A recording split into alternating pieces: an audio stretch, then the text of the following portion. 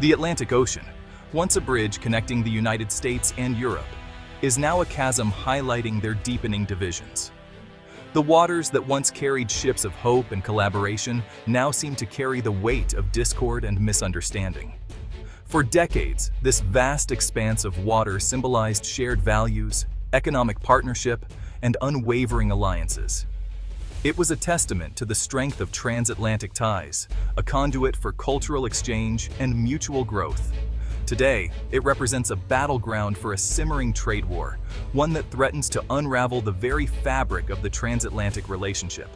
This tension is palpable, felt in every negotiation and policy discussion. It can be felt in the halls of government, where diplomats grapple with escalating disputes. The once harmonious dialogues have turned into contentious debates, with each side defending its own interests more fiercely than ever. It echoes in the boardrooms of multinational corporations, where CEOs navigate uncertain futures. The strategies that once relied on stable transatlantic relations now require constant adjustments to mitigate risks. It is a tension that casts a long shadow, raising questions about the future of the global order. The uncertainty looms large, affecting not just trade, but also geopolitical stability and international cooperation. The current trade war is not merely about tariffs or trade deficits. It is a manifestation of deeper issues, reflecting a growing sense of nationalism and protectionism on both sides. It's a symptom of a deeper malaise, a growing disconnect between the two sides of the Atlantic. The cultural and political rifts are widening, making it harder to find common ground. The U.S., under the Trump administration, adopted an aggressive America First posture, challenging the foundations of the global trading system.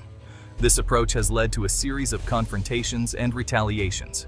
The European Union, for its part, found itself increasingly at odds with the U.S. on issues ranging from trade to climate change to Iran. The EU's commitment to multilateralism often clashed with the U.S.'s unilateral actions.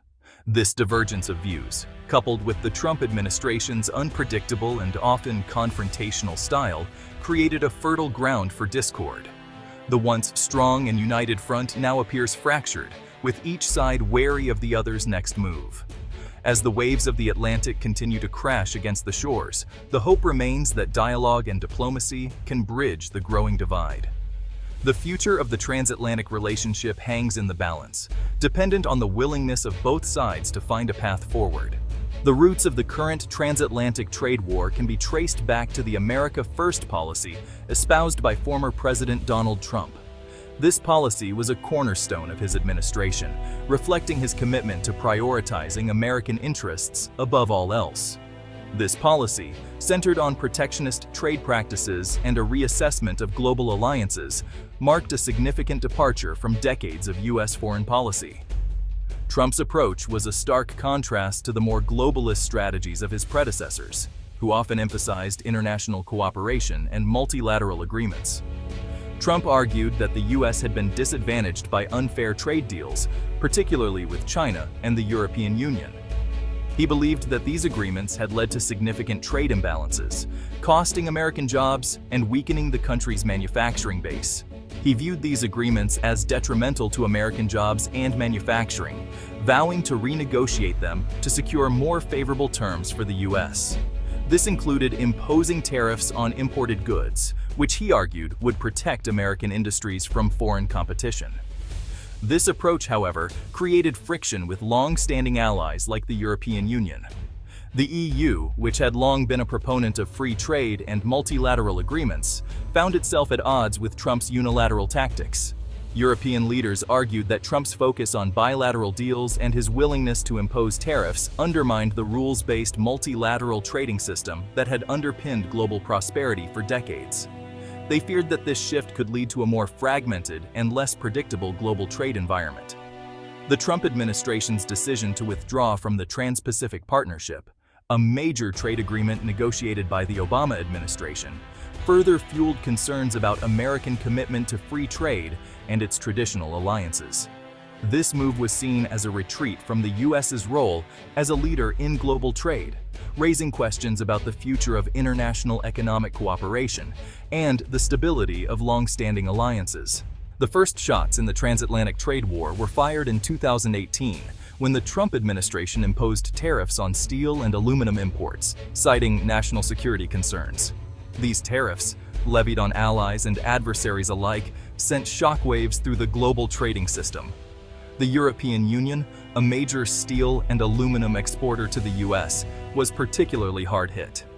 European leaders denounced the tariffs as unjustified and illegal, arguing that they violated World Trade Organization rules.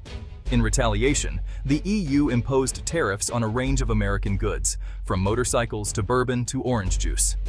These carefully calibrated tariffs were designed to inflict economic pain on key US industries while sending a clear message that the EU would not back down from a trade fight. This tit-for-tat exchange of tariffs marked a significant escalation in the trade dispute, raising fears of a full-blown trade war with potentially devastating consequences for both sides of the Atlantic. The automotive industry emerged as a major flashpoint in the transatlantic trade war, becoming a symbol of the broader economic tensions between the United States and Europe.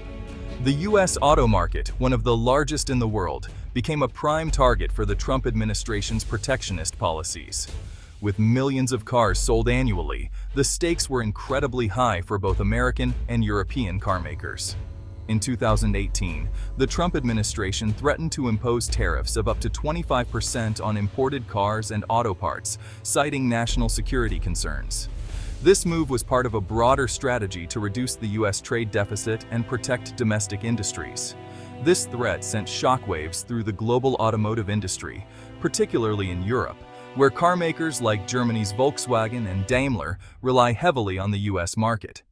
The potential tariffs posed a significant risk to their business models and profitability. European carmakers argued that such tariffs would disrupt global supply chains, increase costs for consumers, and lead to significant economic fallout. The interconnected nature of the automotive industry meant that any disruption could have far-reaching consequences. They warned that the tariffs could jeopardize jobs on both sides of the Atlantic, affecting not only factory workers, but also those in related industries such as parts suppliers and dealerships. They also pointed out the hypocrisy of the U.S. claim of national security, given that many European carmakers have significant manufacturing operations in the U.S. These factories provide thousands of jobs to American workers and contribute to the local economies. The threat of auto tariffs loomed large over the transatlantic relationship, adding to the already tense trade environment. Diplomatic efforts were intensified as both sides sought to find a resolution to the escalating trade conflict. It became a bargaining chip, a leverage point that the Trump administration used to try and extract concessions from the EU on trade and other issues. The negotiations were complex and fraught with challenges, reflecting the broader struggle for economic dominance between the two regions.